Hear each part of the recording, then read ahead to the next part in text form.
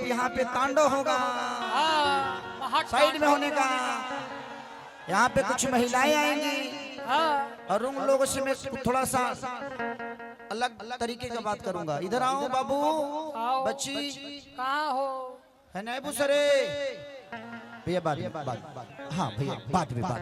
देखिए आप आए, ये आए, आपको देख के कौर आएगा भैया, रह दलो यार, हम फोटो खींचा में नहीं किया, लड़कन से प्यार करे खातिर बनी फोटो खींचा के हीरो बन जे बोलो ना ना, मेहनत करके इंसान कुछ बड़ा बनेगा ना।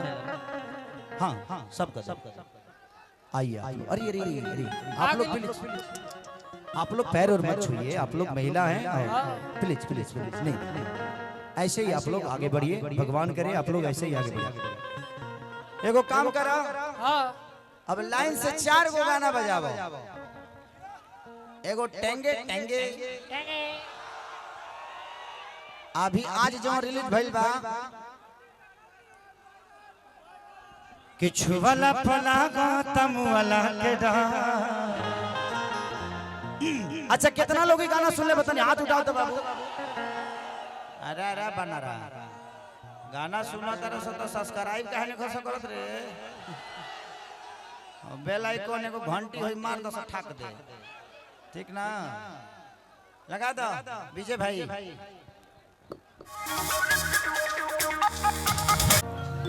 हमारा भाई एक बेंजो भी बहुत बजाता है, गाता भी बहुत प्यारा है। कि कभी आई बाहो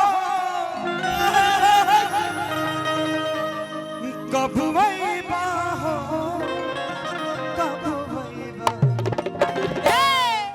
बहताटे बहताटे हो।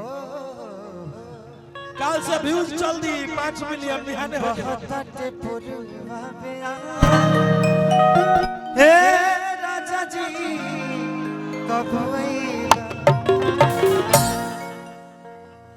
बहुत प्यारे सिंगर है हमारे चंचल भाई, हमारे दीपक दिलदार जी, हमारा भाई टुनटुन, सब लोग को दिल से स्वागत, सबको प्रणाम। और हमारी पुरानी टीम असगर भाई की कृष्णा बेदर्दी जी हाजिर हैं,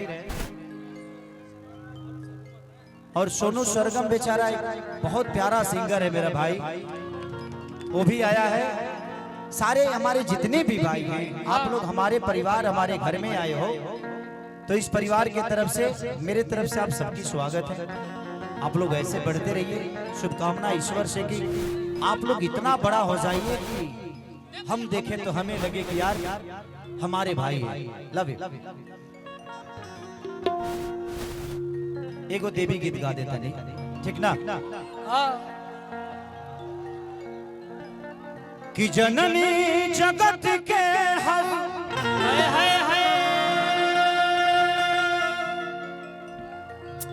तो है जानी ले माई हो, लाज बचा खेसरिया के इहे करी ले दोहाई हो।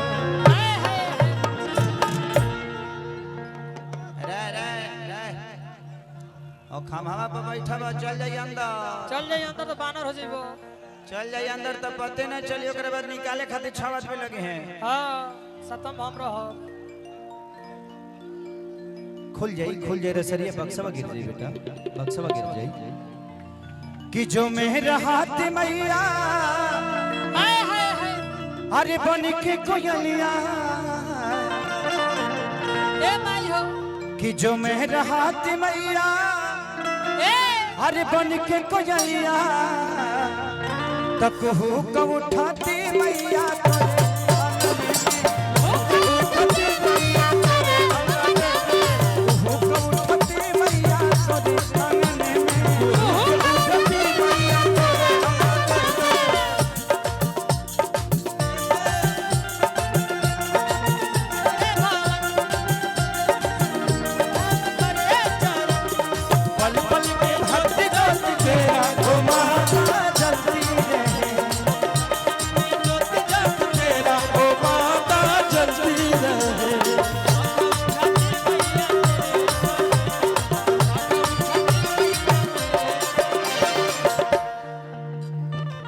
सिकिया के बीनी बीनी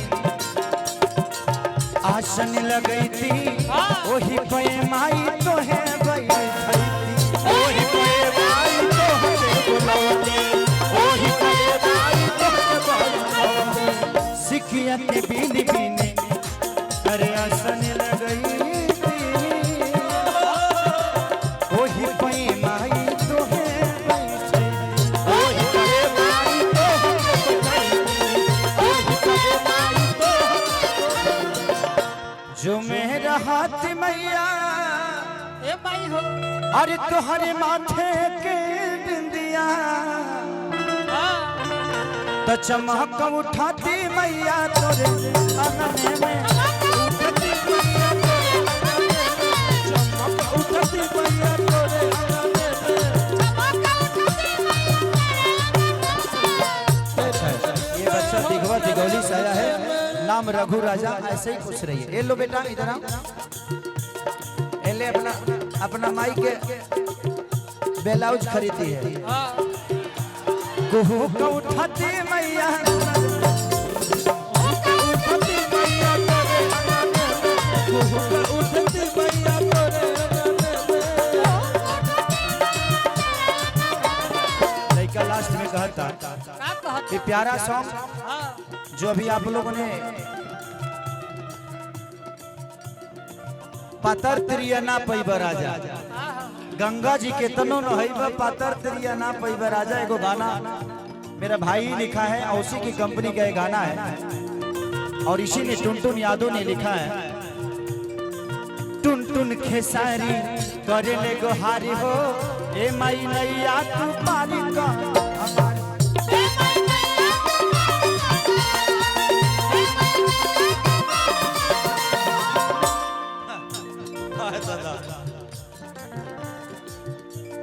चलिए हमारे बहुत बड़े भाई हम सबके गार्जियन बड़े प्यार करते हैं। हमारे लालू चाचा के भगिना है ये और हम सबके बड़े भाई हैं मनोज भैया। तो एक जोरदार ताली से स्वागत करिए इनका। हम लोगों के लिए बहुत कुछ है, हमारी जान है। हम सब भाइयों के जब भी कोई जरूरत पड़ती है तो पटना में एक ऐसा भाई है हम सबके बीच में कि हमें कभी ना नहीं बोलते हमारी सेवा के लिए और हमारे कामों के लिए। Thank you, love you. कि टुन टुन खेसारी करेले गोहारी हो लाज बचा दया मैया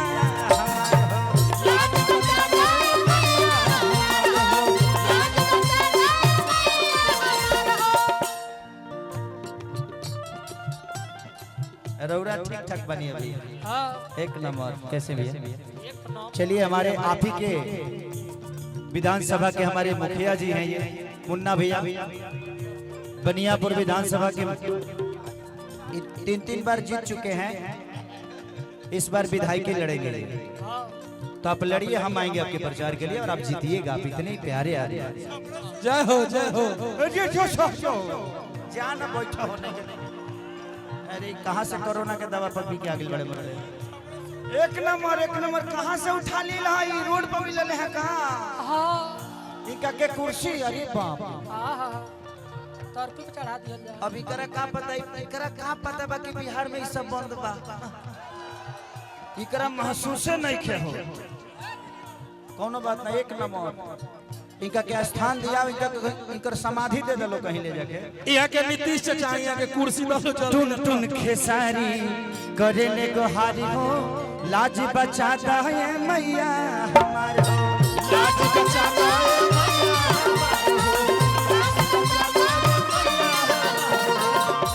कि जो मेरा हाथ मैया तो हरे पाँव के पजनिया। चलिए हमारे अंशु बाबू हैं, मेरा प्यारा भाई है, हम सबका छोटा है, अनुज है और हम बहुत प्यार करते हैं इससे क्योंकि बहुत शांत स्वभाव का बच्चा है और हमारे दिल में हमेशा रहता है। और आज इसके तिलक में आके मुझे भी खुशी मिल रही है। आज इसके वजह से आपके गांव में आज 2 स्टार आ गए। हमारे लिए पवन सिंह बहुत बड़े स्टार हैं। मैं इस गांव का बेटा हो सकता हूं लेकिन वो इस गांव के बेटा नहीं बल्कि एक स्टार के तौर पे हम सब भाइयों को प्यार देने के लिए आए थे। एक बार फिर से पवन भैया के लिए जोरदार ताली बजाइए आप सब। ये जिंदगी में ठीक है, बात विवाद तो होते रहेला, वो हमारे के खुद है, हम उनका के खुद अब। खुद अब। लेकिन दिल का जो रिश्ता है वो अलग है। लड़ाइयाँ अलग होती है, लेकिन दिल का जो रिश्ता होता है वो अलग होता है। हाँ, लड़ने के लिए तो हम अपने माँ बाप से भी लड़ लेते हैं, सही बात। लड़े खातिर के अपना मेहरारू से ना लड़े लगे, ऐसा थोड़ी थोड़ी में जो छोड़ देला। हाँ, लड़िए, लड़ने में प्यार है। हाँ। मनसू, आपको आपके नई जिंदगी की शुरुआत के लिए बहुत सारी शुभकामना। भगवान आपको ऐसे ही और आने वाली हमारी जो बहू है उसको भी ऐसे ही ऊर्जवान बनाए रखे और ये पूरी परिवार एकदम फूल की तरह खिलता रहे। मैं दुआ ही दे सकता हूँ, आशीर्वाद नहीं, बल्कि मैं तो खुद ही एक वही आदमी है। अब हम पंडित जी का आशीर्वाद देवे लगे तो पापे न होई हो। सही बात। हमनी के तो हमेशा आशीर्वाद ले ले बनी जा, ये लोग हमनी का आशीर्वाद दे सकिले जा ना। हमारा संगे को रहे हो बाबा हाँ, अभिषेक बाबा, हाँ, उनकर नाम है पवन पांडे। हाँ, बहुत बढ़िया आदमी रहे हो, हाँ, नहीं रहे पहले जैसा। हाँ, भीमवा के जीजा भीमवा के जीजा। कि जो मेरा हाथ मैया अरे पाँव के पजनिया तो क्षमा का उठाते मैया तो क्षमा का उठाते मैया तो क्षमा का उठाते मैया तो बस अब गो टू उधर हाँ, थोड़ा सा पीछे होइए।